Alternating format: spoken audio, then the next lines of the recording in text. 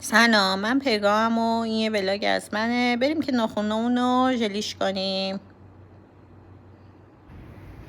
سلام، بریم ناخنای پامو درست کنیم. بچه ها چقدر قیمت ها بالا رفته.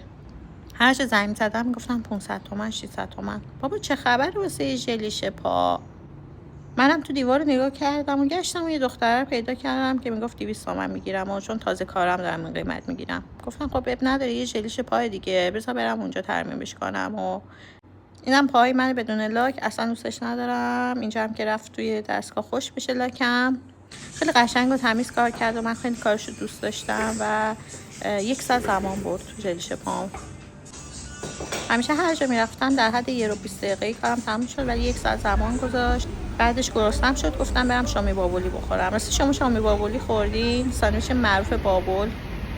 منتظر بودم ساندویچم بیاد و اینم که ساندویچ شامی بابولیه.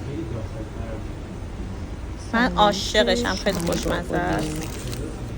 2 تا سس هم کنارش گذاشته بودن، کچاپ و تند. اینجا هم که اومدم ساندویچ بخورم دیدم که رژ لبم مالیده به نون ساندویچم و گفتم خب بذار پاکش کنم رژ لبم و راحت بتونم ساندویچم رو بخورم.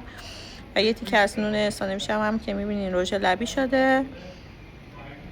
بچه‌ها خیلی وقت من تو حذف قندم، ولی واقعا امشب هوس کردم که با ساندویچم نوشابه بخورم و اینجا هم که دارم تقلا میکنم در نوشابه رو باز کنم.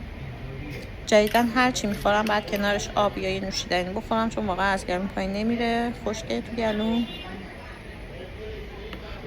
امروز مثلا میخواستم تو هزینه‌ام صرفه جویی کنم که نشد. دقت کردین بچه هر وقت میخواد آدم صرفه جویی کنه بدتر 2 برابر همون پولو هزینه میکنه و چیزای غیر ضروری میخره یا میخوره؟ دقیقا اینم منم. همونجوری که مشاهده میکنین کاغذ ساندویچم خوردم. اینم آقا مگی، گربه محلمونه. بریم خونه. مرسی که این ولاگو نگاه کردین. فعلا خداحافظ.